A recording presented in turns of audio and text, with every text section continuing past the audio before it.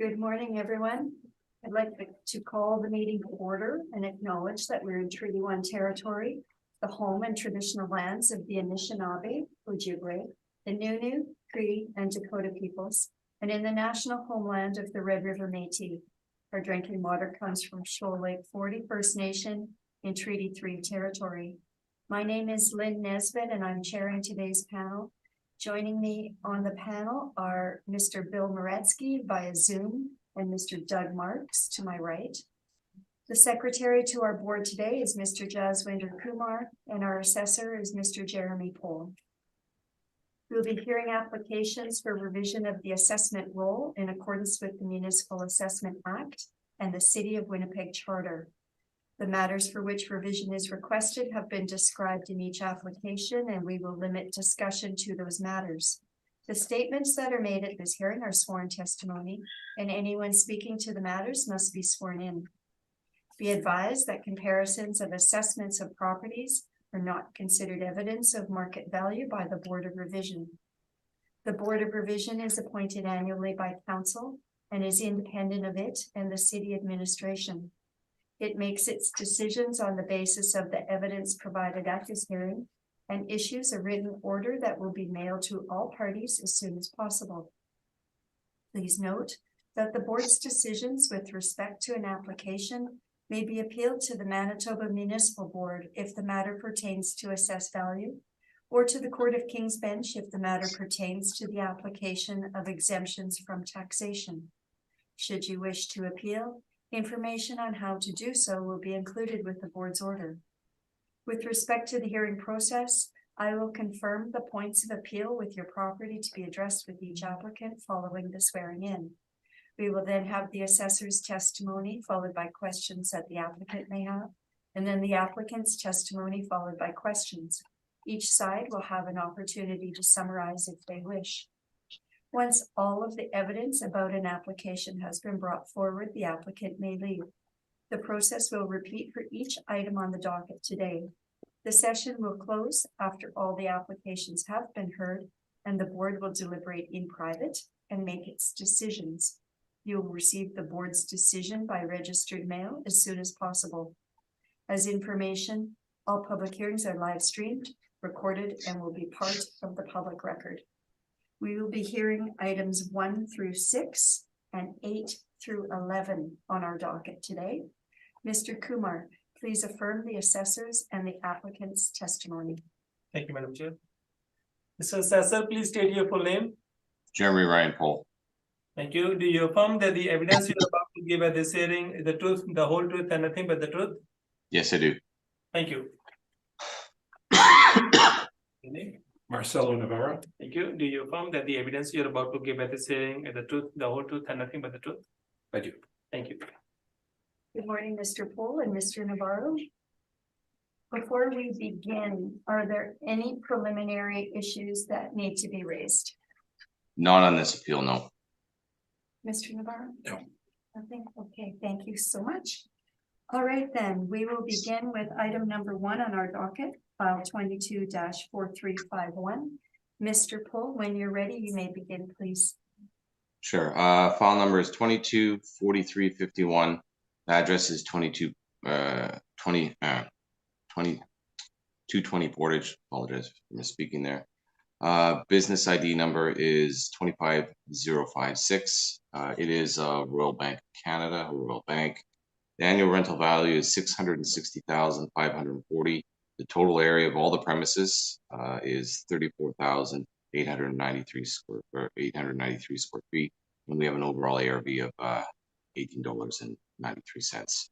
So below that, we see that the base rent or the net rent that we applied was $16.43. The occupancy costs are to the right, which gets back to the ARV. So below that, we see that there is lease information. They're coming in for one of their PIDs at or CRUs at $12 and another one at $15.12. I'll just go through generally. This was under appeal at the board revision. The next page is the order. It was between myself and Mr. Slaughter, and it was an order to decrease, and result is there, and it was based on the evidence presented by the applicant. So it took their position in totality. So I'll go through it quickly as I disagree with it, and I'll just generally state, and I'll let the reasons why, and I'll let the board make this decision. So on the next page is the cover page for my brief, which was for the actual hearing. Next page shows on the subject property description. It's Class B, according to as artists would rate it. And on the next page, just some pictures of the property. It received a large renovation, and we'll go through that in a moment. Full renovations occurred in 2003, 2010, and specifically in 2017. They took advantage of a large space in the building when Great West Life left to renovate their building. And Artist REIT left from 360 Main to allow CRA to occupy a majority of that building. And then they, of course, went to this building here, and they finished their spaces on from there as well. So as the vacancy was through this building, they retrofitted this building. So vacancy is not always a negative if you take advantage of it at the moment. And Artist did a very good job of that as we go through the building here, as we see. So page 9 shows the upgrades to the building. Again, particularly speaking to the renovations, they achieved a LEED Platinum certification. That is very appropriate for this building, what was done to it. And I'll move on from that point. Next page, on page 12, we see that the base rent for entering the building was $17 to get into the building. And again, that was from 2018 moving onwards. So it's quite stable at around $70 and upwards to get into the building. And that's straight from their website. Page 13 shows the premise that we're using, highlighted in yellow, 34,893. Again, that's obviously not one premise within this building, or one CRU. That's multiple CRUs that are encapsulated in one premise ID number. So move on from there.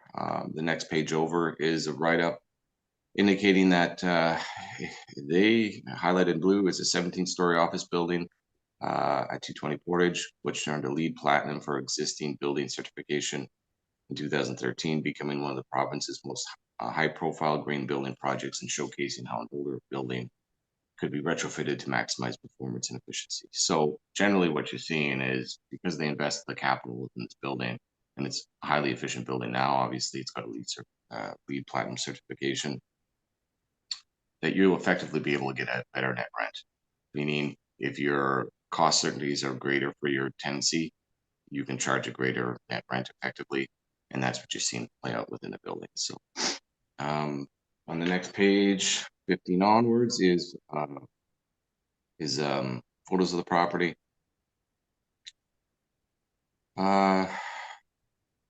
Getting to page 19, we see some renovated suites within the property, or CRUs within the property, I should say. So as you can see, this is high grade finish.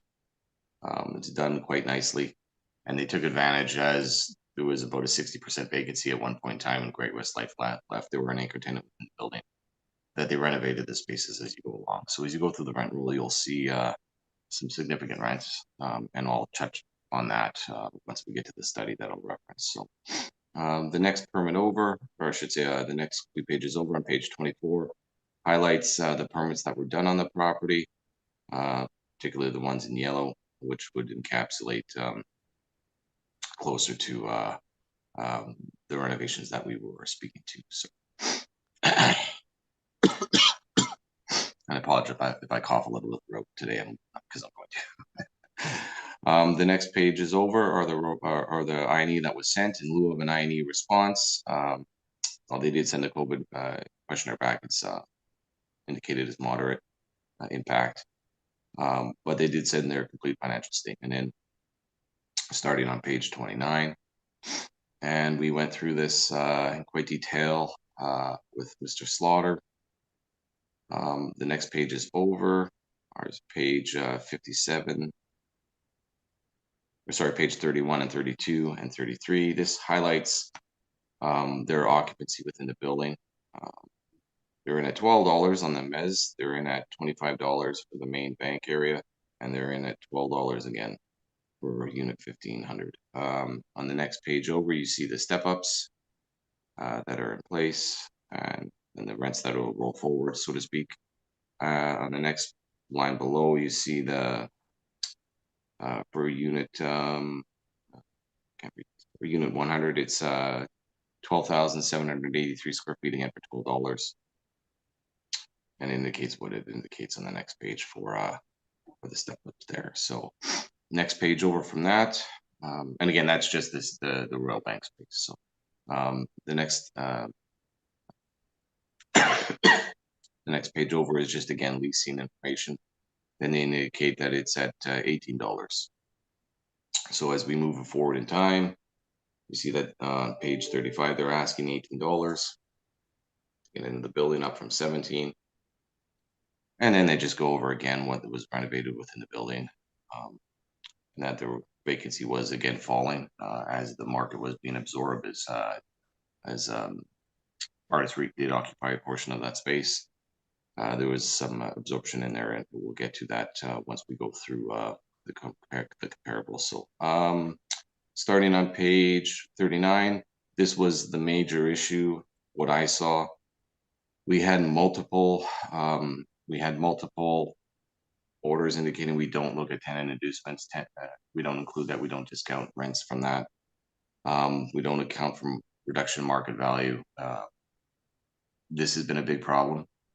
I haven't personally seen one order that says we do from the municipal board, and yet the agents are still proponing that we do. I was at this hearing itself. Portage made 3 days to do. At the beginning, I went through this document. It's the same document, 3 pages that you'll see on all of the Portage Main appeals, and the rationale was supposed to carry forward for the 3 days, and because of the way that the 3 days went, the orders were released per day rather than at the end of the hearing, and they included adopting, obviously taking into account tenant inducements. So we had the first 2 days of orders, which did account for that. This is part of that. And then on the 3rd day, the chair asked, what does the municipal board say about tenant inducements? I had to pause because I went through this in quite clear information, and it was supposed to go carry forward throughout all the appeals, and to have a chair openly stating that, asking that, I was taken back from. So I don't know if it was missed or not forgotten on, but we don't do tenant inducements. It's a very clear message from our department. And the reason for that is if you go into a property and you see the entire rent roll generally where it is, and you see a significant under market rent and a new tenant and a permit that was related to paying for that tenancy, the first thing that comes up is who paid for that. Was it the owner? Was it the tenant? Was it a mix of both? Was the reduction in rent because of that? And is now an agent grabbing that rent, using that rent, cherry picking that rent to try and come across with a low market rent, which is an at market. And that's the whole emphasis of these orders here. Now, after reviewing after the appeal, it seems to appear that some of that was occurring, and that the information that was presented at the board revision level may not be correct from what this aside. So we'll deal with that moving forward on the municipal board end of it. But our position is we do not look at tenant inducements, and a good way to do that is to use the study that I created, which minimizes that. I'll get into that. So on the next page, starting on page 42, I highly recommend that you read the first two pages of commentary for the study.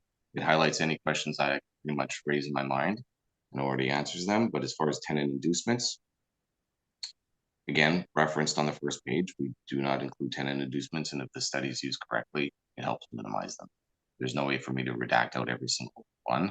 It's pretty difficult where I can pick them off. I can make adjustments for it, but generally speaking, if you use the market-based approach that you see here, this is the best information to determine assessments on a feasible basis, which minimizes the impact of tenant inducements. So as we go through here, we can see that the mean average is 1439. That starts on page 44. And that's for a 3-year stabilized. If you look at the 2020 year alone, the global marketplace, it's $14.84.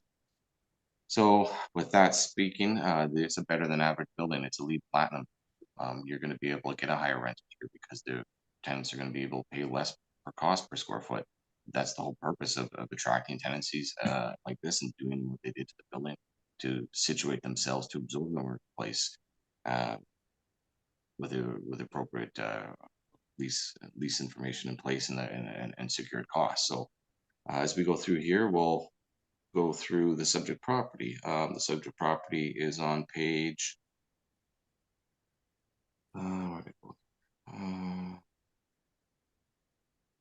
page 4 of the study or page 45 of the brief. It's the second one from the bottom. As you can see, if you look at it from just the 2020 year, $16.97 is the weighted average, and that's for 7 CRUs that leased up within that year. And if you look at 2019, it's $13.41. 7 CRUs leased up, and if you look the year before, it's $18, or year 2018, it's $17.04, and 6 CRUs leased up. So again, there's some absorption going on here. Pay particular attention to the rent range minimums and maximums. I put this in here for a reason, is to try and get a hold of outline rent, whether it be high or low, to give a good indication on what we should be using and what we shouldn't be using. So as we can see, $12 rent is one of the rents for Royal Bank. That is at a minimum within the building for 2009. And it is within a minimum, if you look, for the 6 years that was leasing in this building. So again, that's a low rent. That's not a market. It sticks out.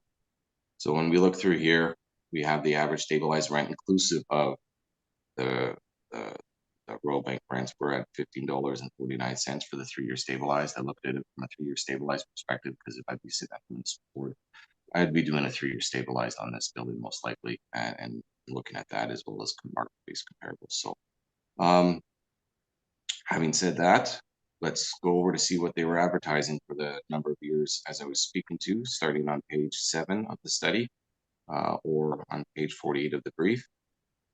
We see for 220 Portage that they were asking $17 from 2015, leading up to 2018, where they're still asking 17, and in 2020, where they're still asking 17, although their information on their website themselves, they're asking for 18 too. So it looks like they're asking between $17 and $18 to get into this building for a significant period of time. So with that said, we can identify the Royal Bank rents being a little off market.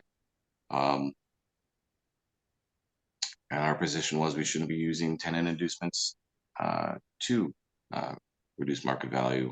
When questioning Mr. Slaughter, that's my first mind's eye, is this tenant induced in anything? So at that point, the board made their decision, and it was to reduce the overall assessment.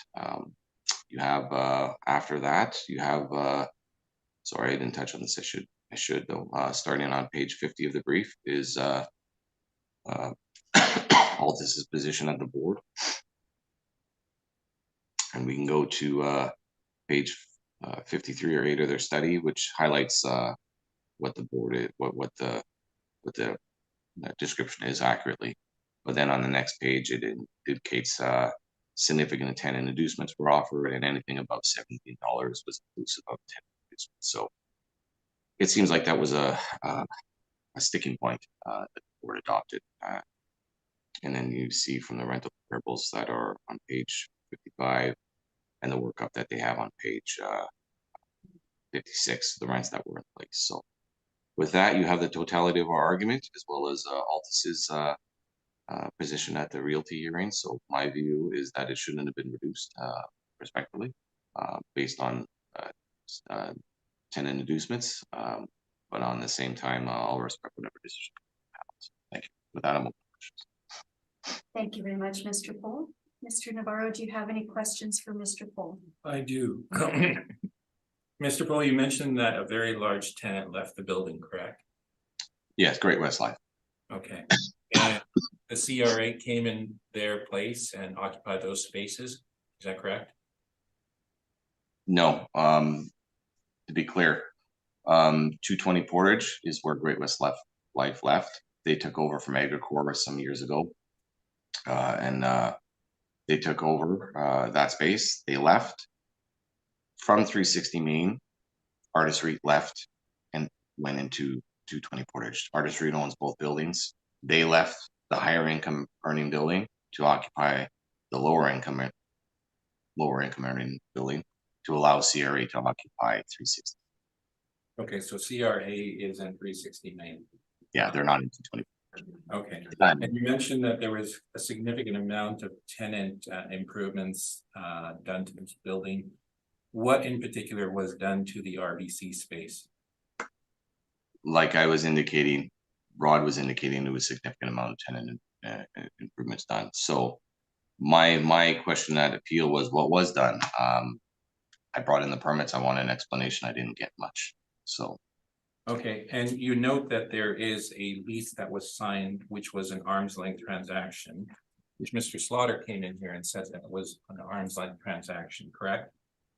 Yeah, I never said it wasn't an arm's length transaction. And Mr. Slaughter would have said that there would have been no tenant inducements involved, correct? I wasn't for this particular. I was unclear for this particular tenant. I see a $12 rent in a building that's leasing out for. I see the point that you're trying to make, but what I'm asking you is whether Mr. Slaughter said that there was no tenant inducements involved. Again, there was a large building throughout.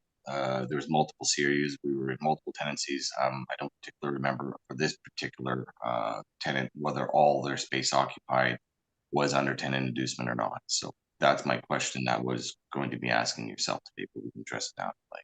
And we've, since Mr. Slaughter and myself handled most of the office building appeals this cycle, we've both, on every occasion, stated that there are no tenant inducements, right?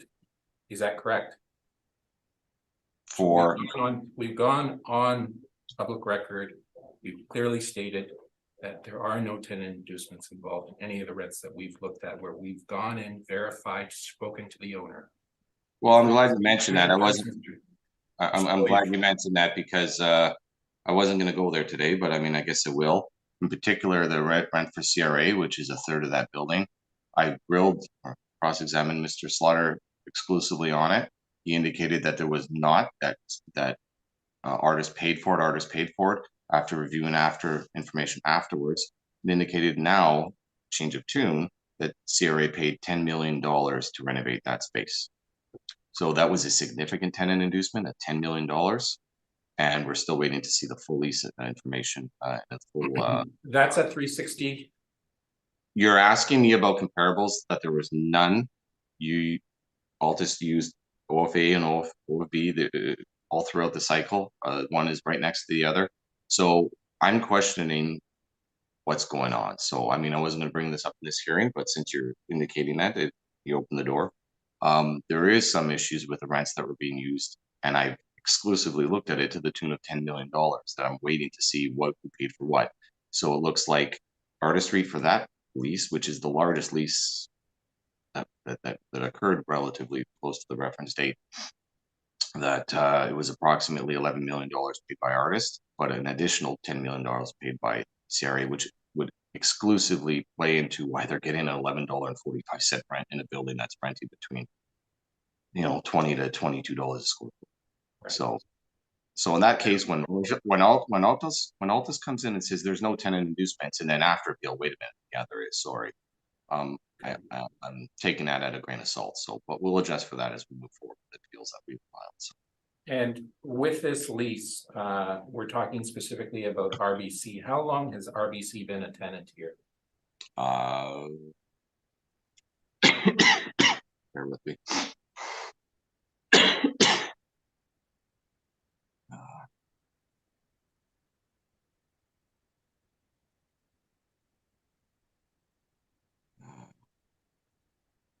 looks like they started in 2019 for one, 2014 for another one. So between 2019 and 2014, 2019, I'm not sure if they took on more space in the building. Okay, but I mean, I'm asking you a generalized question about how long they've been a tenant here. I mean, I've seen that just answered RBC it. sign there since I was much younger. So they've been a tenant there for quite a long time, correct? Yeah, I'm just going back for the Okay. years. Like, I'm not going back historically.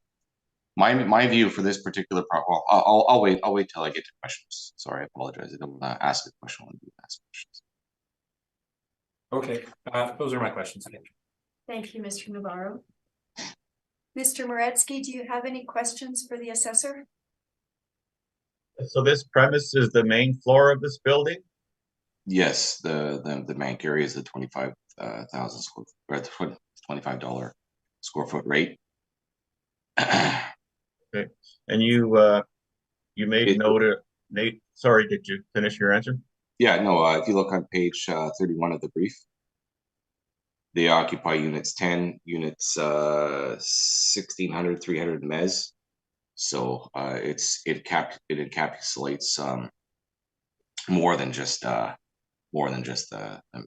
retail bank element, but they break it out, right? The $25 is that, and then there's mez at $12, and then the other spaces that are on page 33.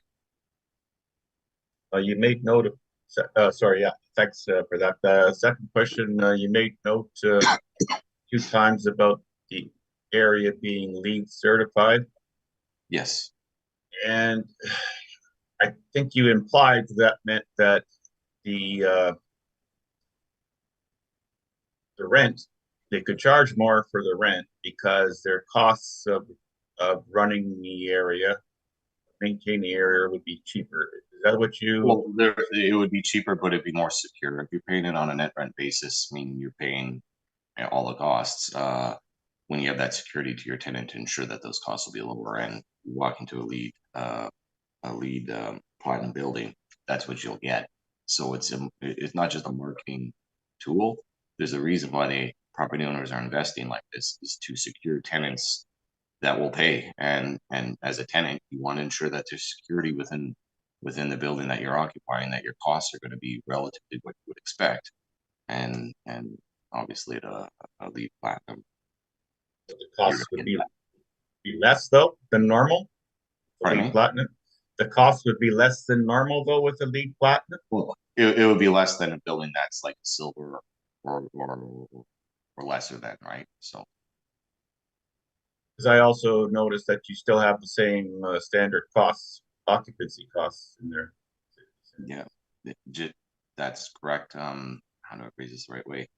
We do a market approach. If the subject property is outperforming the market, that's what you would have here. So there is a few buildings, newer buildings within the marketplace that obviously would be outperforming the market. 311 Portage, obviously the Hydro Tower, the new buildings at True North, and I believe 360 Main is also LEED platinum as well, so, or LEED gold, I think. Okay. Thank you. No further questions, Madam Chair. Thank you, Mr. Moretsky. Mr. Marks, do you have any questions? My question's been answered. Thank you. Okay, thank you.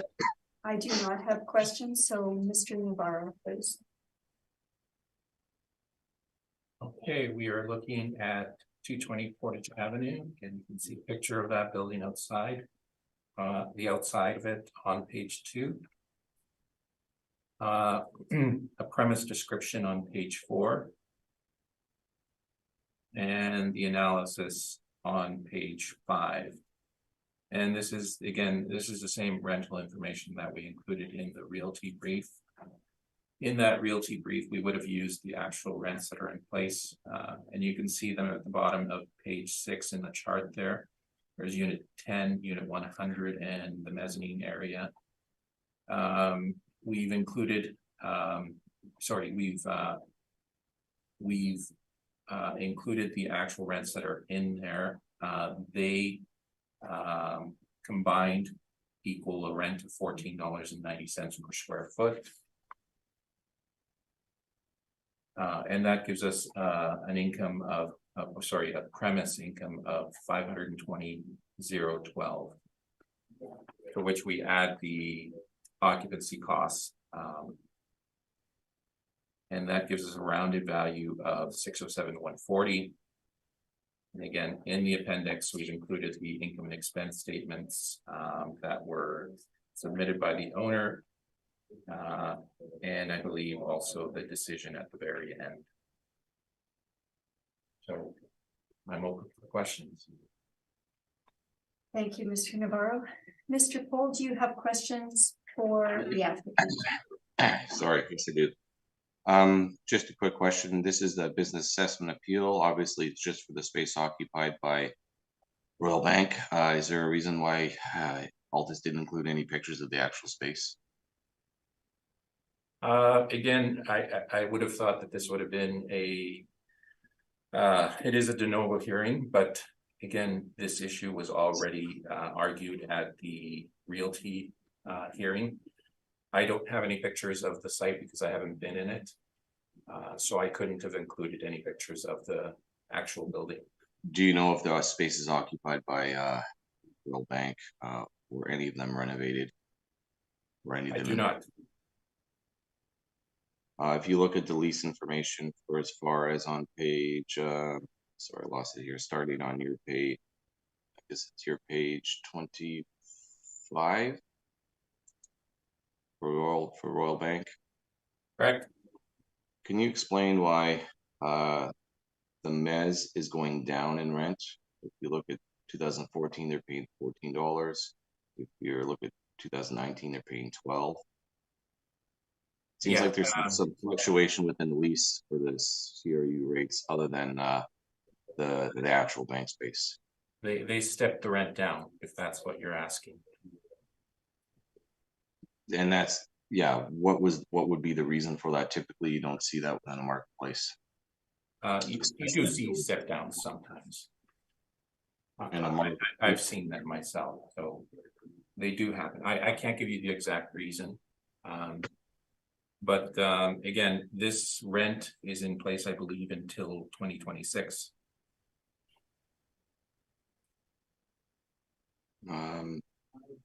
I'm just looking at the rent in place and it looks like it's into 2021. So actually the leases start in October 14. That's the information that we have, and go right to September 2026. okay, I'm just looking at the rent roll that indicated Okay. something else. Okay. Other than that, I have no further questions. Thank you. Thank you, Mr. Paul. Mr. Marks, do you have any questions? Just one, so the rent in place right now is $14.90 a square foot Combined. combined, yeah. Yes. Okay, thank you, no further questions. Mr. Moretsky? I have no questions. Thank you. Okay. Can I just ask you, Mr. Navarro, I'm looking at your page. I think it's 25. I'm just needing some help to interpret this. Okay.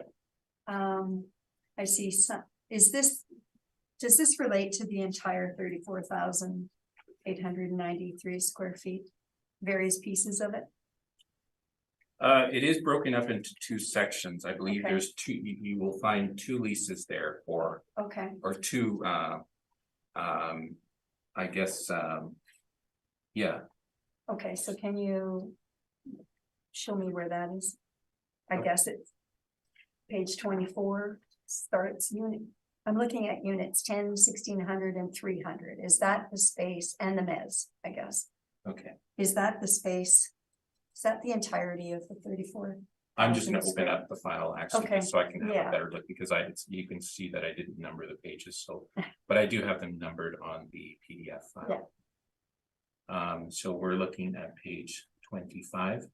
Yeah, 24, 25, Okay, I think.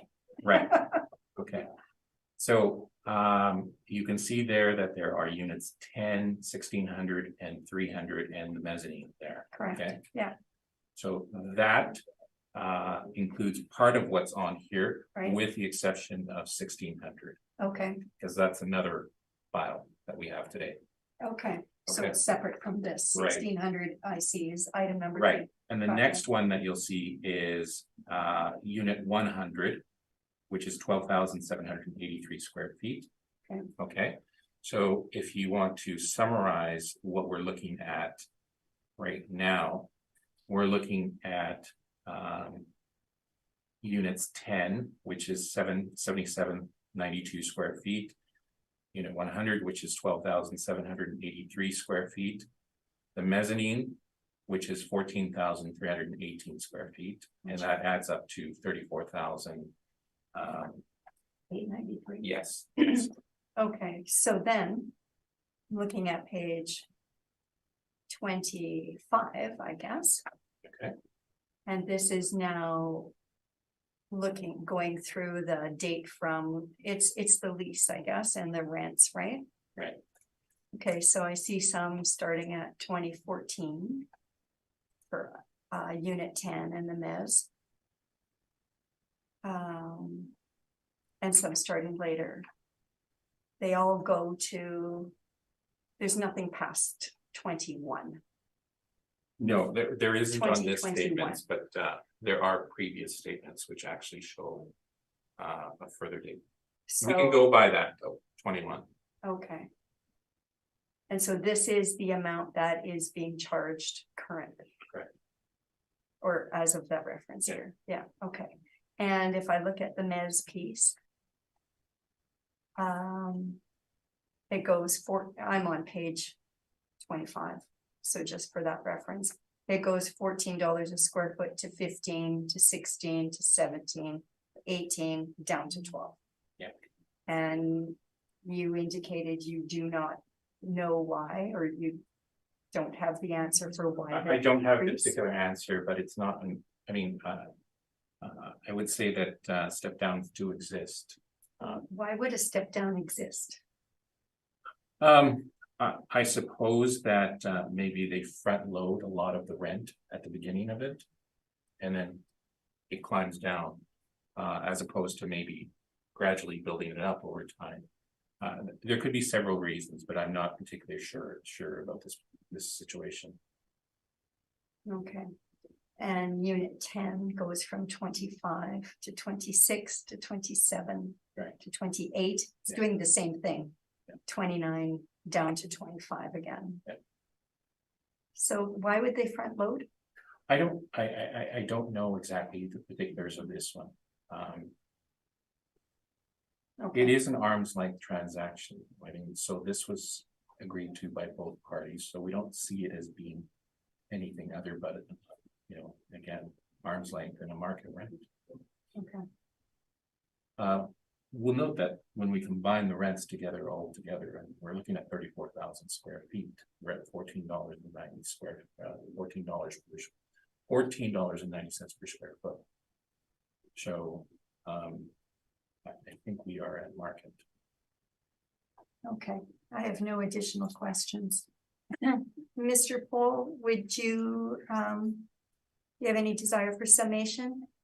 No, other than I will respect the panel's decision, and when I disagree with the position that the panel has taken, I highlight it, and that's what I did today. We feel that tenant inducement shouldn't be allowed by the panel. I think the case law sets that up, and I think that's a big factor of what happened here today. So with that, I'll wait to see the. Thank you, Mr. Paul. Mr. Navarro? I don't have any solution. Thank you. That concludes item number 1 on our agenda. Just give me a minute to get to the next item. I would have came in today. I feel good enough to come in today, but I didn't. I want to be coughing with several other people beside us. Okay, item number 2 on our agenda. File number 22-4350. Mr. Paul, when you're ready, please. So file number 224350. Address is unit 1600 220 Portage. So we've already generally spoken about 220 Portage and 1600. So we'll touch on this. We don't need to go to as in full. Business assessment ID number is 32455. And again, it is Royal Bank. Their ARV is $247,380 dollars. The total ARV is 13,059 square feet. So that's one CRU. Their lease indicates that it's multiple CRUs, so you can see it on the rent roll, but if you take it from a totality, it's about 34,000 square feet. The overall ARV is $18.94. Below that, we have a applied rent of $17.69 and $11.75. That is because one is a CRU and the other one, the smaller one, is a storage CRU. So we'll get to that in a moment. But the occupancy costs are to the right of that. So we don't need to touch on the order, which is on the next page, as we've already spoken to it. Attached is the brief, same brief that you saw last appeal, very same. The next page you should look at is on page 13, highlighted in yellow for your convenience, is again what we were speaking to. Where the other bid was the second from the top. These are highlighted, same tenant. One is 10,320 square feet, and the other one is at 2,737 square feet. So one's a storage rate, mez rate, if you want to call it that. Just how we have it categorized. And the other one is just a high quality finish as well. So from that, everything is the same all the way down.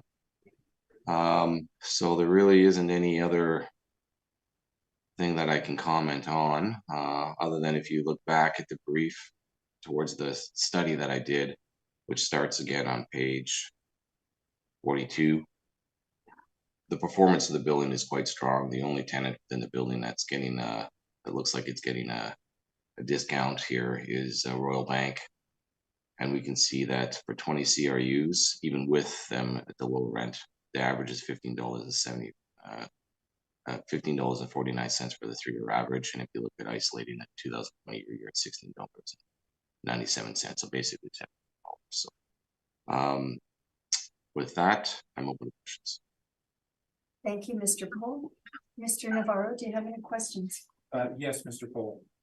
So we have a slight discrepancy in terms of the overall premise area, and it's, I believe, caused by the premise ID 26170, which you stated was a storage area, correct? That's what we have indications, yes. Okay. Can you point us to where that storage area is in the income and expenses, the rent roll that was submitted by the owner or by the client? It's not there. I wouldn't have that there. It's too small of a space. At least I didn't see it. It's a large rent roll. I don't know. I couldn't tell you. That's what we have on record. Okay, because we couldn't I find don't believe. Sorry. I don't believe it came up at the Board of Revision Realty side of it. Not saying it's not relevant today. That we just wasn't. I don't believe it was a particular conflict of interest. So. No, I don't think it's particularly important. I mean, yeah. In the overall scheme of things, but at the same time, I couldn't find this space. And as I indicated, neither did I. We were seeing it from the realty side of it. So, I mean, 2,700 square feet Okay. really isn't something that Rod or I would put their mind's eye to. Thank you. Those are my questions. Thank you, Mr. Navarro. Mr. Moretsky, do you have any questions? Yes, for the main premise, you have a base ARV of 1769. Mm-hmm. And you stated that everything is the same as the other premise that we looked at. However, the rent for that one was $16.43. So why would this be $1 more? I'd have to reopen that other brief. I shut down. I apologize. I'd have to go back. Give me one moment. $6. Can you just say what the roll number was for the last appeal? I'm working remotely, so I don't have everything open. 25.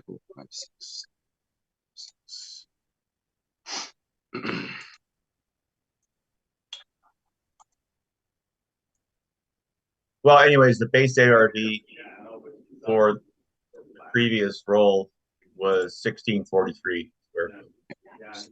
Let me catch up to you. I'm getting a lot of feedback. I don't know if you're hearing that. We have some noise in the hallway here, so that could be it. That premise area is 34,893, where this one's about 10,000. So that most likely is it there. Just the size difference. Okay, that's all the questions I had. Thank you. Mr. Marks, do you have any questions? No questions for me, thank you. Just following up on Mr. Moretsky's question, you indicated the previous premise was 34,000 square feet, but we have heard that it was broken down into 3 different areas. So one of those areas was about 12,000 square feet and one was 14. Different rents were used. $12. Yeah, no. Okay, that's just showing the subject information is just showing what was on the rent roll, and because it's the same tenant, like that's just grabbed from that, like the 34,893 plus the other one that we're seeing today, or this appeal at that is the correct areas. I don't think we're double counting, if that's what you're getting at. No, I'm not. I'm just, you indicated the previous premise was 34,000. Yeah, that was correct in terms of the square footage, but it wasn't one premise of 34,000. No, It was the main floor and a mezz and then units, and that's what I'm like when you look at we got into this in another appeal before, like when we set this up, this is for convenience for the property, for the subject property, the taxpayer. We'll set up a bid, which could be one CRU, it could be multiple CRUs. In this case here, it's multiple CRUs. So we send out one tax bill for the business assessment. yeah. That's just the way we do it. Like, I mean, when I go through a building, and I've done with Altus, and and sometimes when you catch like there's 3 different or 4 different bids in a building for one tenant, it really doesn't make a lot of sense. So from my perspective, our perspective, I'd like to clean that up and put it under one bid. So we send out one tax bill. It's less work, right? And it's easier for the property, the business owner to get one tax bill rather than several, right? So when we're looking at what it is, I like to look at it as at least premise or a CRU. And when you go through the actual rent rolls and lease agreements, it'll be lease premises if there's multiple CRUs. So that's how that is, and that's basically a demised unit that has one entrance, one exit. It's one tenant. There's not shared space, so it's one CRU or one lease premise. So when we come up with what a premise is for the business assessment, that can encapsulate multiple CRUs or business premises. So it's not the same thing. Okay, no, thank you for that explanation. From your OFB study, you noted that your weighted average 3 years stabilized rent was $15.49. Yep. And the average being $16.04. This is higher than that. Yeah. So can you explain that, please? Yeah. Basically, when we're looking at the space, as you see the $12 there, it's weighing it down a little bit. So like I said, I can't exclude every single lease that is affected by tenant inducements, but if you use this properly, you can minimize it. But what you have here is a space that is a high quality, high tenanted space. As we put an A1 rate on it, it's not just a general C2 space, so it should be higher than that. So unless this is a lesser than space within the building, maybe there's be consideration in that. But I didn't see any pictures from the agent at the realty side or the business assessment side, and you would think a tenant such as Royal Bank would not be occupying a lesser than space within the building. And then, of course, with all the renovations that occurred, my question was, did they move into, or are they occupying a space that has been highly renovated? And I haven't got an answer. So that would indicate why we put the A1 on it. We would have had an inspector go through the property. For the business assessment side of it, they would have talked to the tenant, it would have put them on the roll, so to speak. And at that point, it would have been classified as an A1. So Okay, and just, I note that, and I think Mr. Navarro raised this. Your analysis includes, 2,700 square feet for the storage space. yeah. Generally speaking, like I said, at the realty side of it, I don't think it came up. But as far as when we put our numbers in, when we put a tenant in, we would generally speak with the tenant themselves. We would confirm the areas, we would confirm the lease rates in place. Whether that changed over time and back is not our buying a 2,000 or so square foot. So when did you, oh, sorry for interrupting. When did you last speak to the owner or the RBC about the space? Me personally, I wouldn't do that. We have inspectors that go out and license in and put in businesses in where they are. We send an inspector out, they license them in, they look at the space, they talk to the tenant. I don't know when the last time that happened for this particular tenant. Okay. Okay, thank you, Mr. Paul. Mr. Navarro? Okay, we are looking at unit 1600 at 220 Portage. So we've looked at this building once before. I will skip to the analysis on page 5. We have the same rents that we included in the previous example that were also included in the realty appeal. On page 6, we can see the rent that we've gone with, which is the $12 rent. And again, we've discussed this already. So we have a market rent of $123,864 for this particular unit, 1600. And you can see our workup on page 7.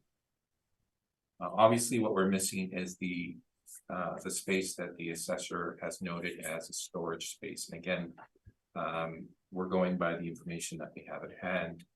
I don't know about this storage area. I wasn't able to find any information on it, so I did not include it in this valuation.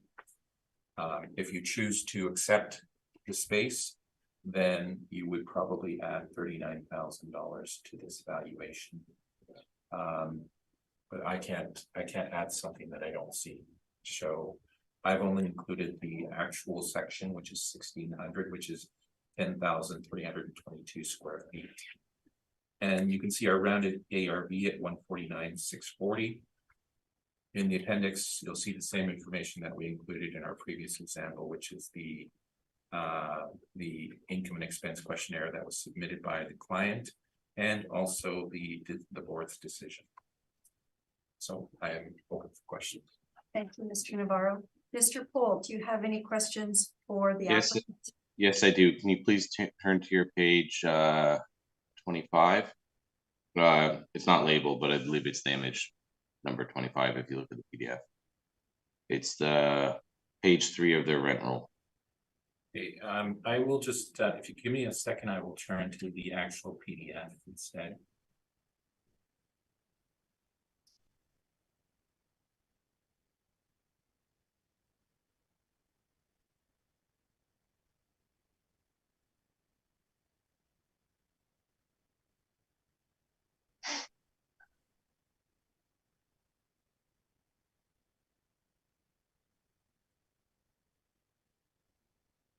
Okay, you say 25?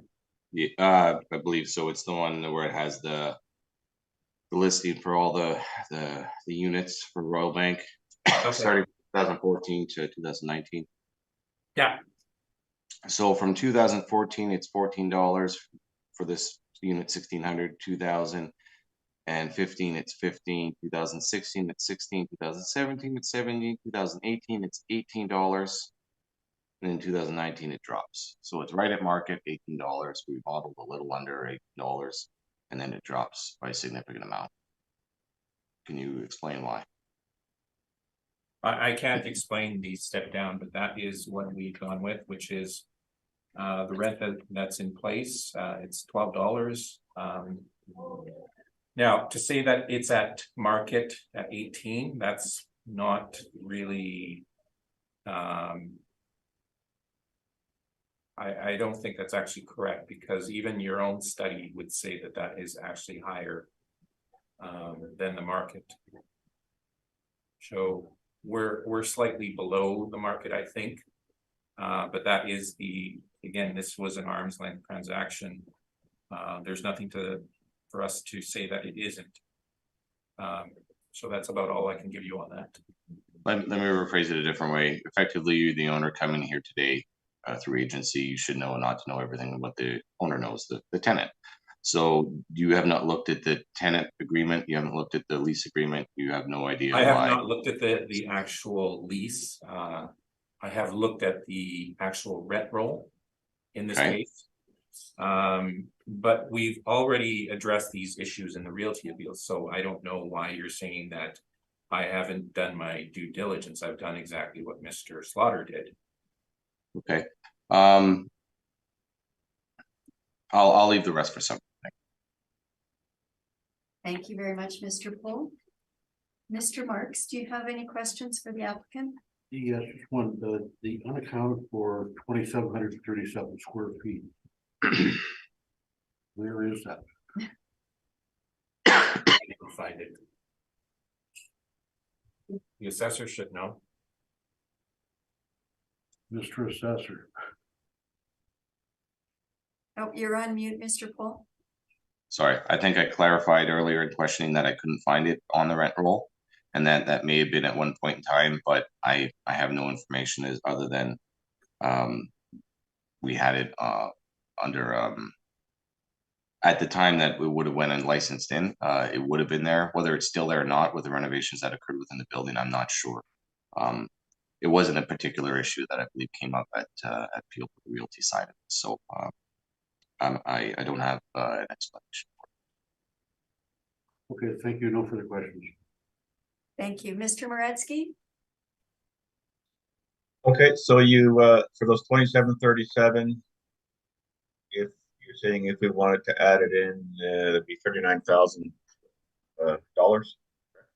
Yeah, I didn't provide an analysis for it because I simply didn't find the space. So if you want to add that 39,000, that is really up to you, the panel itself. But I can't add for something that I can't find.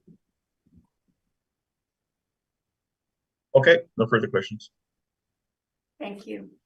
And I have no additional questions. Mr. Poole, summation? Yes, highlighted from the appellant's commentary that he looked at the rent roll. I suggest that you go through the rent roll quickly. It's not long.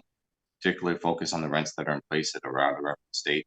You'll see multiple rents that are around 17. I'm sorry, but I have to object to that. There's no point in going through the rent roll. We're dealing. Excuse me, I can make my summary any way I'd like. Mr. This is Poole, not just keep it general to this property, please. well, this is the property. Okay. The rent roll within the building shows that the rents are between $17, $18. You can go through the rent roll yourself to judge whether the $12 at place is appropriate given the rent roll, and then taking your mind's eye, are you doing a fee simple or a leased fee approach? If you're doing a fee simple, you have a complete marketplace within itself here, contained within the building. And then I think it's quite obvious the rent, how it dropped, that there's something going on. So with that, I'll leave it up to the board's decision. Thank you, Mr. Poole. Mr. Navarro? I have. No summation? Okay, thank you very much. That concludes item number 2 on our agenda. Would anybody like to take a short break, or are we good to go with another one? We got a long morning. I'm good to go if everyone else is, but Okay. Let's move then to item number 3. Our agenda, file number 224739. Mr. Poole. bear with me here. I'm catching up with.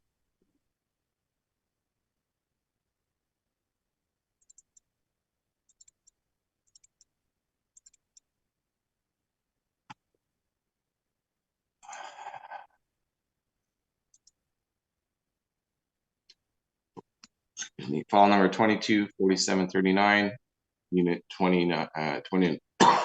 unit 2900 to 1 Portage. The business ID number is 28711. The total annual rental value is 314,340. The total ARV area is 14,309 square feet. The overall ARV is $21.97. The rent that was applied, the net rent was, or base rent was $19.47. The occupancy costs are to the right. If you look, the subject lease information indicates that they signed a lease starting in 2012, and that's at $17, so a little bit below where our model is. If we go over to the next page, we have the order for this, 2-1 Portage. Again, it was myself and Mr. Slaughter doing all of Portage and Main properties, so this was a 3-day hearing, so this is one of the properties that was covered. It was a decrease. It was a mix of information that was reflected, and you can see that in page 3. Highlighted though, the decision is based on the rent rate presented by the assessment and taxation department. So they confirmed the rent study and the rents that were in place, and I'll go over that now. What the order did indicate that they made adjustments to the parameters, and that resulted in the reduction, but the actual rents in place were confirmed. Page 4 is the brief, and we'll go through the brief quickly. Again, through the next few pages just highlights the information indicating that there were some renovations to the lobby as well as the concourse area. And this is straight from the owner's website. It is a Bowman Best Gold building. On page 14. And then they highlight, if you've ever been to the property from what it was prior, it was a pretty dark and dingy cafeteria. Kind of, it's had its day, and then they renovated it to be a very modern, a very nice concourse area with a cafeteria and board. So, starting on page 22 is the rent that was in place for the realty hearing, which was $19.47, same rent we have today, same area. So again, this was the rent that was confirmed, as well as all the other ones. So on page 24 starts the pictures of the property. And as we move through, again, some more photographs of the property. Obviously, it's a Class A building. It's one of the 3 prime A properties at Portage and Main. As we go through, on page 35 starts the interior alterations of the building, although that's not quite permanent for this hearing. It does indicate that they're doing significant renovations and capital put into the building, because essentially you can get the rental tenancies to justify investing in the building. You need to keep investing in your building to be competitive in the marketplace, and you see that here. So on the next page, page 40, touches on the sale. The Toby Award, what a Toby Award in 2015. On the next page, 41 is the income and expense questionnaire, indicating on the following page, 42, that they have $6.6 million in tenant inducements. That was a big topic at the hearing. Again, we don't include tenant inducements. And again, the year after that, there was another significant tenant inducements of around $4 million. So it was around $10, $11 million in tenant inducements, even in those 2 years, that ultimately would equate back into the rent. So if we go through here, the rent roll is as such. We've already shown that it was a $17 rent. Highlighted in green indicates all the rents that are good within the building. Highlighted in yellow or in red are the ones that are suspect. Now I'll let you read through that if you would like. I've had some indication from the panel that they want to see a more fulsome realty briefs that were submitted for the business assessment appeal. So that's okay. So we're just touching on it. Again, on page 60 is the same orders that we've already discussed for tenant inducements. We don't use them to reduce market value. And then on page 63 gets back to the study that was presented for the OFAs for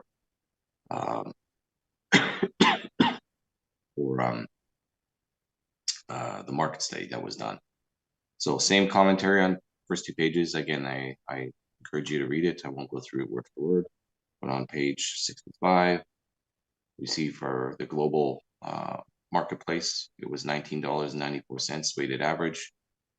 For the 3-year stable, for the 2020 year, for the stabilized, it was $19.21.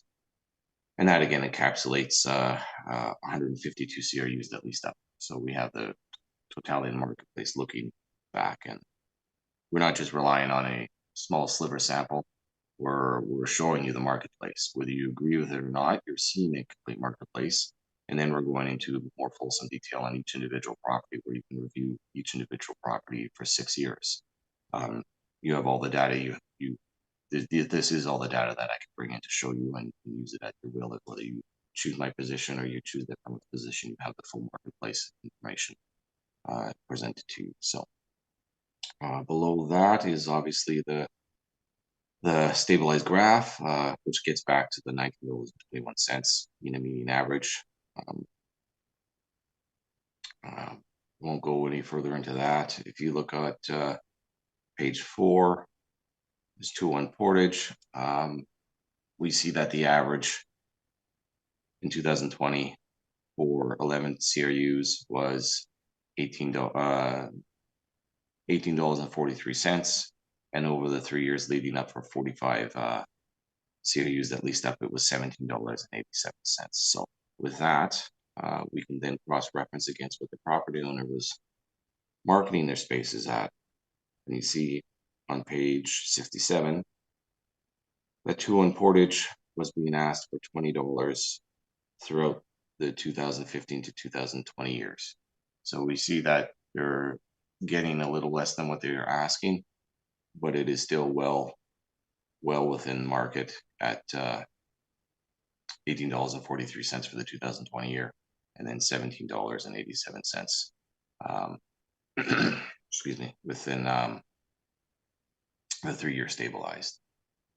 After that is the appellant's submission for the Altus's submission for the realty side of it. Again, just being fully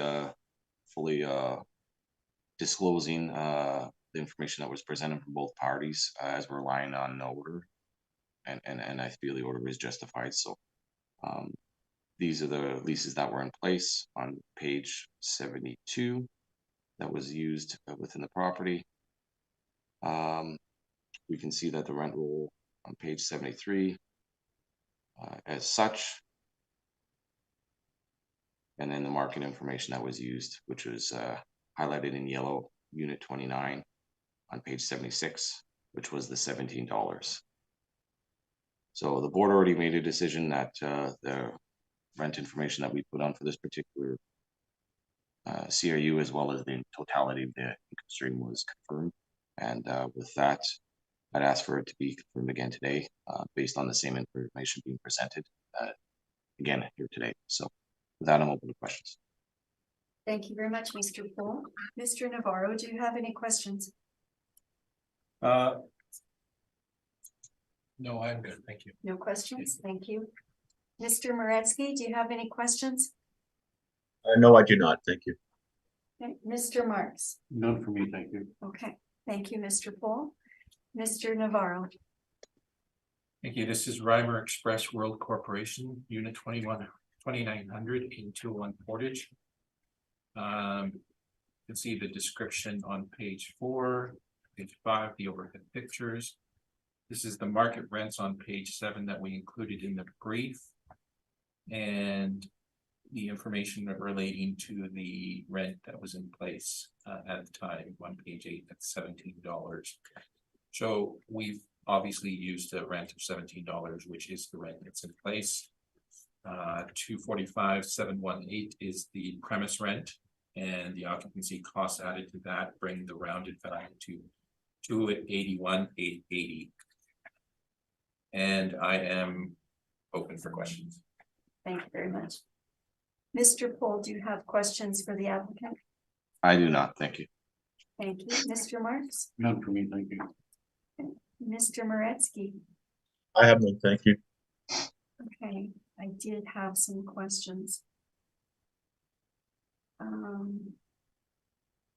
Let me see, I have to figure out why I have these questions. There is a slight difference in your square footage. Oh, I know what it is. In your analysis, you've used two different, nope. You've used a different leased area than the city. Could you explain that? It's not very much, but it's a little. I think Mr. Pohl would probably confirm that we've just gone with the confirmed areas that we've gotten from Okay. the client. All right, on your page 2, this is what it was. You do say 14,309, and then your analysis, you say 14,454. Yeah, So you're using that, okay. Let's see, there was something else. You've noted on page 2 also the city's ARV of 278. I'm assuming did not include the occupancy costs in that. 278, that's correct. Yeah. It should be 314, 340. Okay. Yeah. Just making sure I got it. Okay.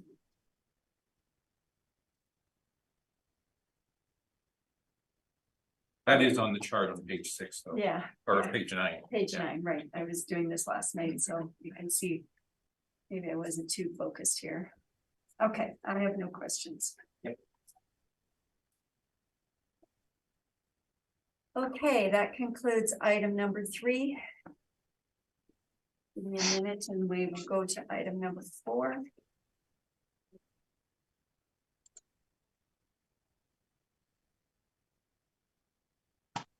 Okay, Mr. Pohl, item number 4, file number 224250. When you're ready, please.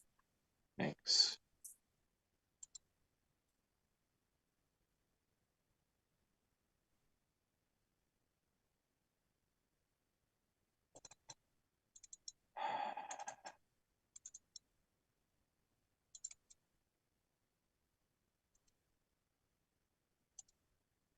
Okay, file number 224250. It is unit 390 market. Business assessment ID is 23,439. The annual rental value is $92,820. The total area, the premise is 5,900 square feet, and the overall ARV is $15.73. Below, you see that it was applied a $13.23 rent, net rent or base rent, and the occupancy costs are to the right. We had this under appeal, both Marcelo and myself. The realty order is on the next page. It was ordered to decrease the property, but on the second page, the board's conclusion was the decision is based on the net operating income presented by the assessment taxation department, with a capitalized rate of 7.25% and maintained parking valuation of $1,071,000. So essentially, they confirmed the rent in place, and we'll go through that now. On page 4 is the cover page for the realty brief. As we can see, the subject property is just off of Bannatyne waterfront, kind of surrounded by the newer development of condominiums. And this property was actually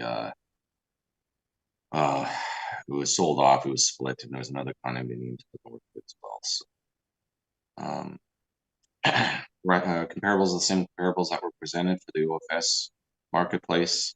The weighted average was around $16.01.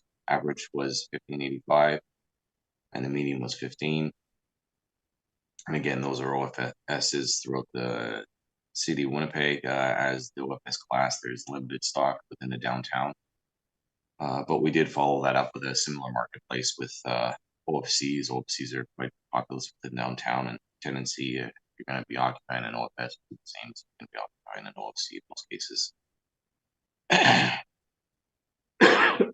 So we have, for the comparables, we have a weighted average of $13.08, an average of $12.62, and a median of $12. So that's a pretty significant amount of downtown space. There's one property at 1780 Wellington, which does have some area outside that's more of near the airport. So, but having said that, the marketplace is about $13. On the next page, we see that model rent was $13.23, and that was again confirmed at the realty hearing. On the next page over is the I&E, and we see for Impark that is a month-to-month rent, and it is looks to be a semi-gross rent, and which at that point I would put no weight to it whatsoever, as a month-to-month rent is basically it's not an investment grade rent. I'm not sure why, and I've had history with this property over the years. It's always a month-to-month rent, and I don't think it's ever been reported as anything other. So, with that said, I didn't put much weight to it. There's no covenant basically. So, with that said, we feel that the assessment should be confirmed based on the same information that was presented at the realty hearing. Thank you very much, Mr. Poole. Mr. Navarro, do you have questions? I don't have any questions, Madam Thank you. Chair. Thank you. Thank you. Mr. Moretsky? I do not have any questions. Thank you. Thank you. Mr. Marks? And no questions from me, thank you. Thank you very much. Mr. Navarro? Well, if you've seen my brief, you note that I asked for confirmation. So we are going by the order on this appeal. So we are asking for confirmation. Thank you very much. Mr. Poole, do you have any response? Mr. Navarro's asking Nope. for confirmation. Okay. No, I'm fine with it. My understanding is I still need to put our position in. The board Okay, doesn't. Yep. Thank you so much. Panel members, do either of you have any questions for Mr. Navarro? None from me, thank you. None for me, thank you. Okay, thank you.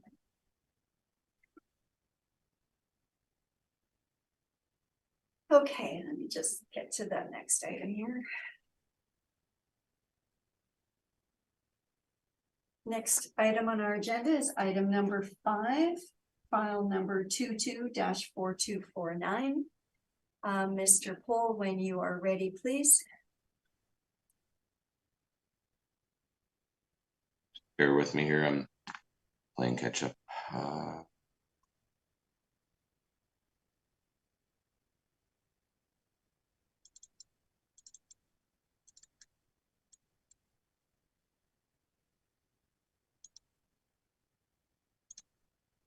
File number 4249. It is the same parcel of land at Market. The business assessment ID is 22854. Again, it is the parking portion. We have 44 stalls. The ARV is 48,600, and we have $92 a stall. So with that, the order is exactly the same order. It encapsulates the realty parking income stream, and it was maintained at a value of $1,071,000. So with that, I'll just flip quickly over to page 7, and those are the comparables we used, as well as on page 8 is the actual 44 stall count with $92 a stall. So that information was confirmed at the revision, and I'd be asking for it to be confirmed again. So that I'm open to questions. Thank you, Mr. Poole. Mr. Navarro? I have no questions. Thank you. Thank you. Mr. Marks? None for me, thank you. Thank you. Mr. Moretsky? I have no questions, thank you. Thank you. And Mr. Navarro? As you can see by my brief, I am simply asking for confirmation. Confirmation, okay. Mr. Navarro is requesting that this property value be confirmed. Panel members, do either of you have any questions? For me, thank you. None from me, thank you. Thank you. That will conclude item number 5.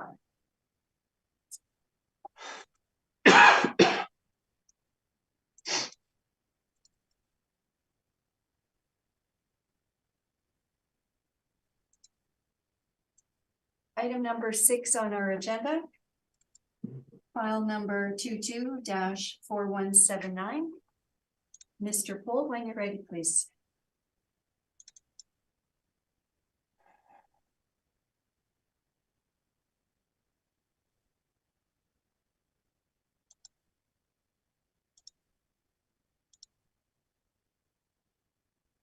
Okay, my understanding that it will be asked to be confirmed as well. So I'll go through it quickly. File number is 224179. The address is 423 Main Street. Business assessment ID number is 32325, and it is Canada Life Insurance Company. So the total area, the total annual rental value is 1,086,600. The total area of the premise is 69,432 square feet. The total ARV is $15.65. What we have for the net rent or base rent applied is $13.15, and the occupancy cost is to the right. The subject is occupying the building, at least that started in 2016, and it appears to be at $12. On the next page over is the order from the realty side of it. It was an order to decrease. And on the next page over, it was the decision is based on the net operating income presented by the applicant. So with that said, we can see that on page 7 of our brief, it's the same $13.15 that we were asking for. And again, highlighted on the page after that is the $12 that they're in for. The same exact study that we have.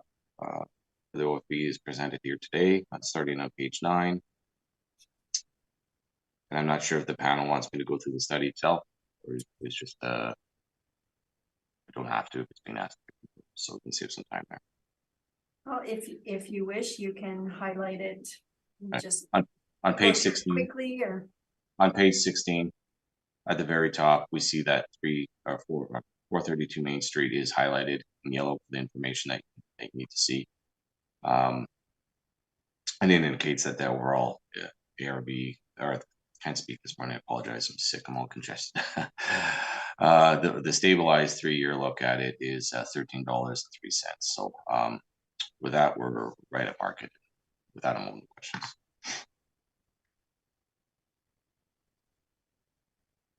okay. Mr. Navarro, do you have any questions for Mr. Poole? I do not, thank you. Thank you. Mr. Moretsky? I do not, thank you. Thank you. Mr. Marks? And none for me, thank you. And Mr. Navarro? We are asking for confirmation, thank you. Mr. Navarro has requested that the ARV be confirmed. Panel members, any comments, questions for Mr. Navarro? None for me. None from me, thank you. Okay, thank you so much. I'm going to propose that we take a 10-minute break. And so let's resume at 10:40. Yes. Thank you, Mr. Kumar. I'd like to call the meeting back to order. We are now dealing with item number 8 on our agenda. File number 22-4537. Mr.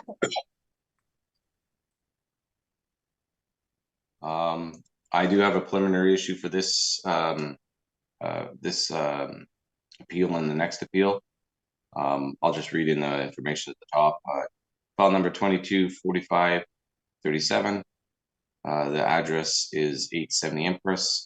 Business assessment ID number is 19828, and the owner or business name is MML Travel Agency. So if you turn to page 5 of the agent's brief, I discussed this with management for BTD Assessment Taxation Department. They're just gently reminding and friendly reminder that we're not to be including any information in one agreements or alluding to them in any way at other appeals. They're without prejudice at all times, and to have this commentary on page 5 indicating that there was agreement for another appeal, as well as the workup that was attached to that appeal.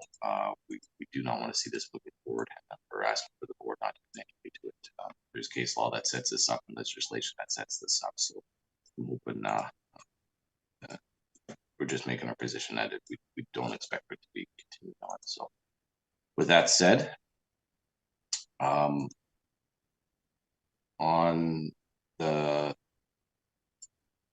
our brief, the total ARV is 106,680. The total area is 6,458 square feet, and the ARV overall rate is $16.52. The base or net rent was $14.02. It is owner occupied, so there's no actual rent in place. I did look at the realty side of it, and again, even though I'm recommending it, it is the same information that was presented via the 15-1 agreement. But again, we're not supposed to be referencing it in any way, shape, or form. And I did look at the market independently, but I also looked at the order as well, or the 51 agreement as well. And I did agree with it. It is within reason, so I'm recommending it to be applied at $13.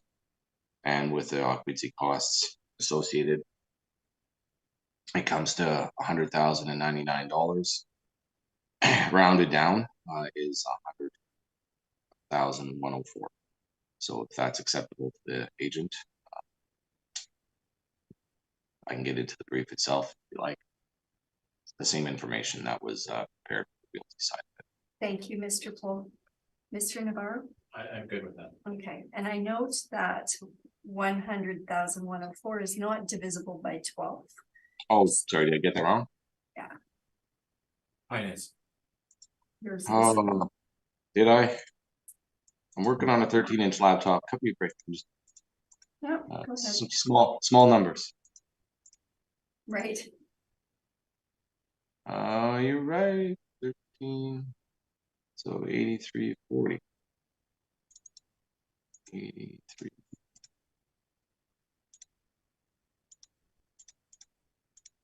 Sorry, it should be $100,080. I apologize. Okay, and that is It the same does. that the agent presented as well. So $100,080. And that's based $13 per square foot. Yes, Just confirming, Mr. Poole? Okay, thank Yes. you. it's in the recommendation parts. Okay, thank you so much. And Mr. Navarro, you've indicated agreement with that. Correct. Mr. Moretsky or Mr. Marks, any questions on the recommendation made by the assessor? None for me, thank you. None for me. Thank you so much.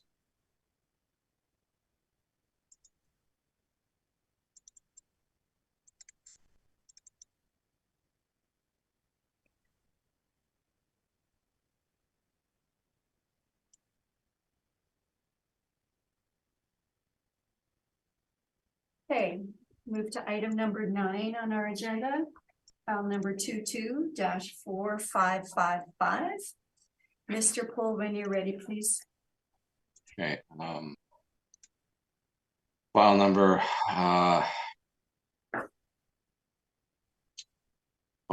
is 224555. Business assessment ID number is 33542. And again, the roll number, the address number is 599 Empress. Same commentary applies to the referencing the preliminary issue with referencing the with the agent referencing the agreement on his page 5 for the 15-1. We prefer not to see that anymore. As all parties know. But having said that, I did review the property.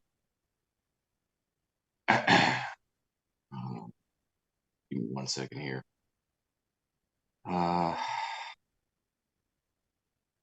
The ARV is $273,080. The annual rent value, annual, can't speak this morning. The total area is 78,006 square feet. The overall ARV is $60.32. Excuse me. And the base ARV or net rent that we applied was $13.82. And that gets us back to the $1,273,080. So with that said, I am in agreement with what the agent is proposing, as it is in line with what was agreed upon earlier for the 15-1, but also that it is within marketplace. So I'm in agreement with recommending $1,163,360.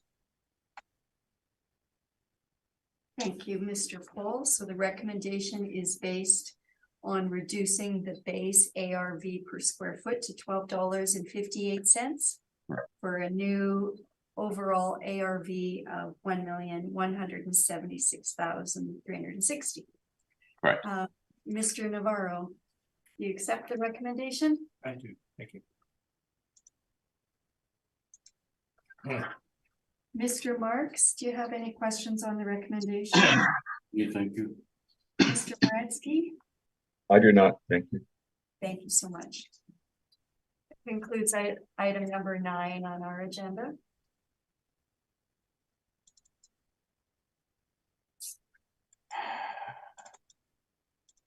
Item number 10 on our agenda, file number 22-4193. Mr. Cole, when you're ready, please. Sure.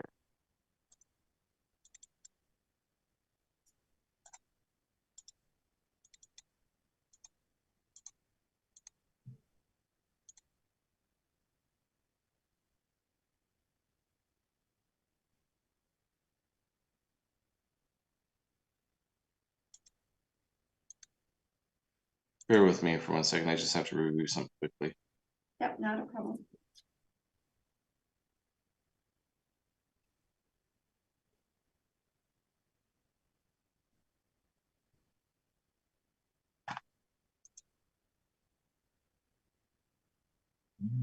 Okay, yes. Okay, the file number is 224193. The address is unit 220 Queen Elizabeth Way. The business assessment ID number is 29883.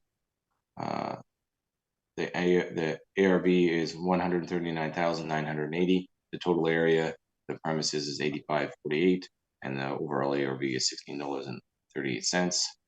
As we see below, we have rent supplied at $13.78 and $14.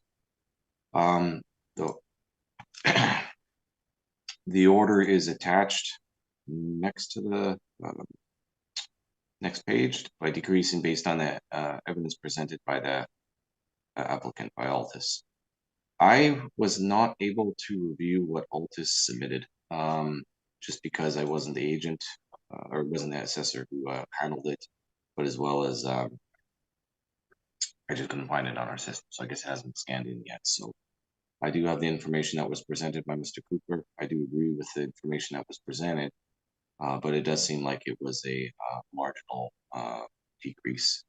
So with that said, I'd like to hear, before I agree with agreeing to the recommendation based on what the board indicated, I do want to see what the appellant submitted, and I assume that it's the same information that was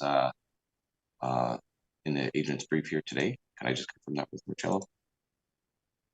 I know it's getting a little off presentation, but I do try to be fair. It is kind of, so you're defending 139,980, correct? At this point? No. Just let me rephrase this.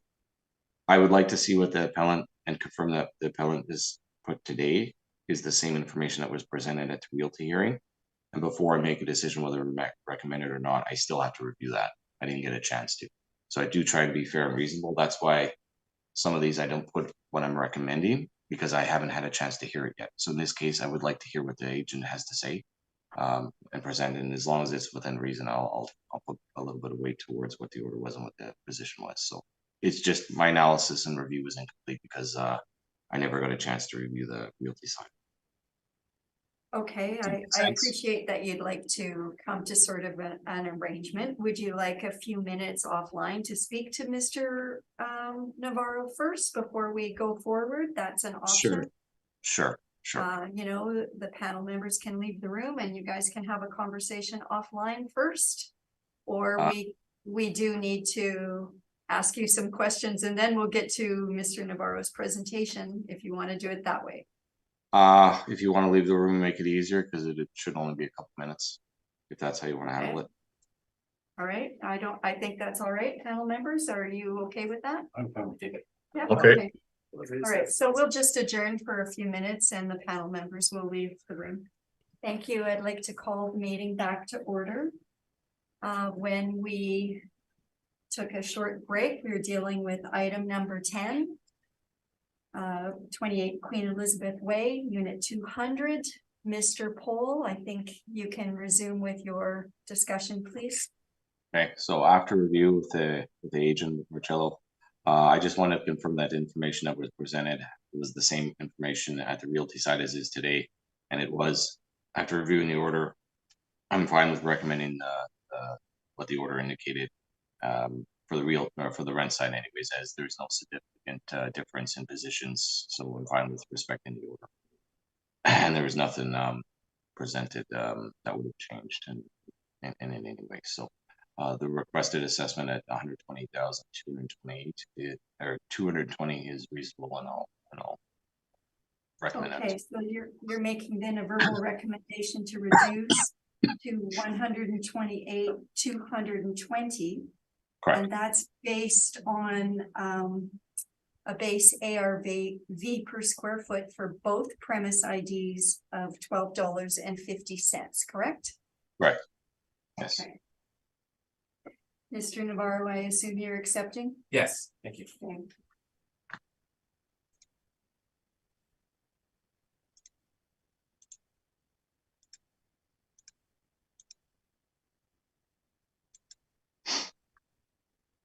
Okay, thank you so much. Mr. Moransky or Mr. Marks, do either of you have any questions about the recommendation? None for me, thank you. I do not, thank you. Thank you very much. Okay, final item on our agenda is item number 11, 420 Pembina Highway. Mr. Pohl. Bear with me for one moment.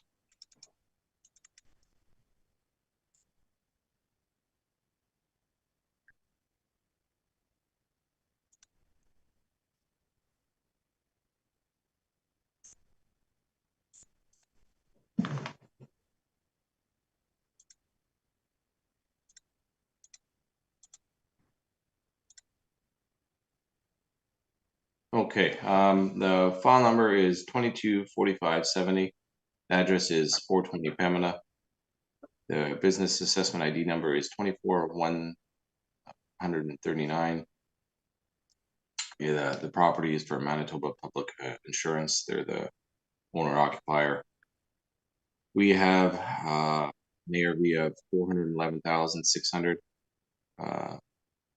The total area is 23,510, and the overall ARV is 1751. For the three premise ID numbers that we have $15.51, $15.91, and $11.01. And the occupancy cost, obviously to the right, getting back to the 41160. So the next page is the order for the realty side of it, and this was appealed, obviously.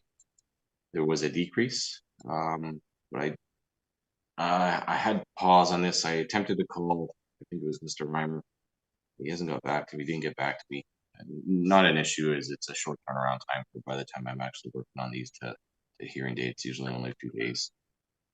So no issues there. But on the next page, I kind of had an issue. When I'm looking for the rationale for the decrease, it said the decision is based on the evidence presented by the Assessment and Taxation Department, adjusting the leasable area to 82,000 764 square feet. There's no way there's anywhere near that amount of leasable area in this property. So I don't know if the order was simply mistyped or wrong or what, but it appears that we presented information and then we adjusted somehow. And I just want to gain some rationale as to why. Because if there was a reasonable adjustment made in hearing, I kind of need to know it if I'm going to recommend what the order indicated here. So with that said, can I, how to phrase this the right way? Can I again ask Mr. Marcello if he knows what this was about?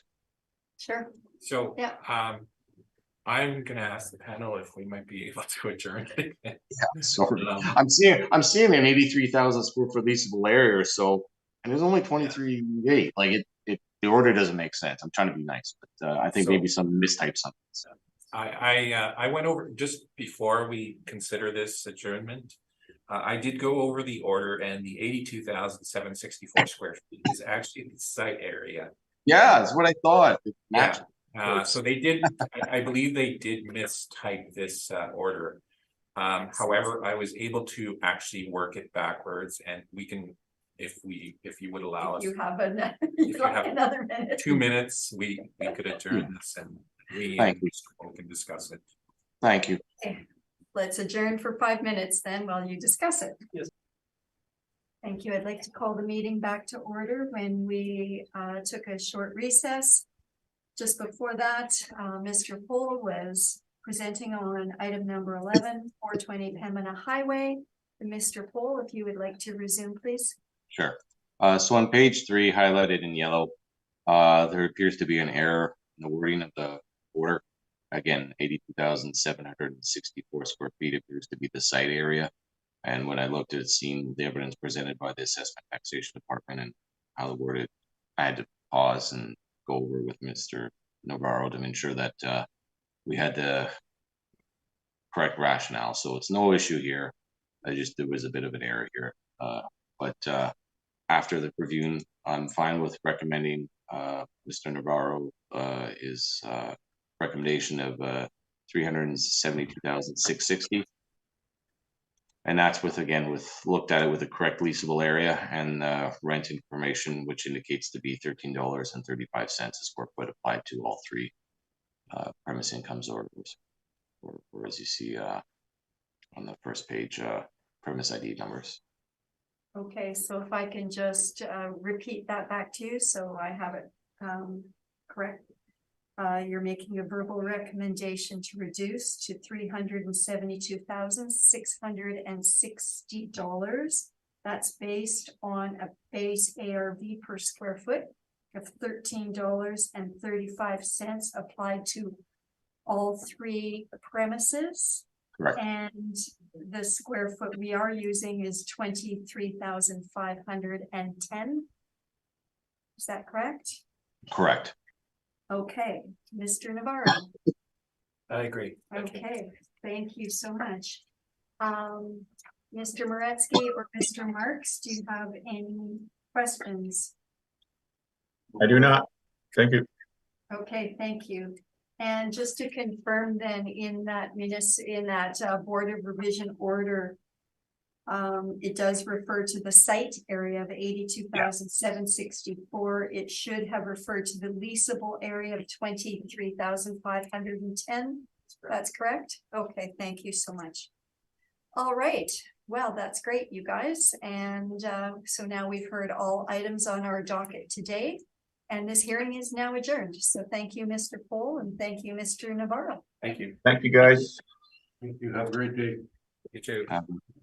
Have a good Tuesday. It's only Tuesday. Only Get Tuesday. better. Yes, I hope you feel better It's been soon. well, I laugh. It's just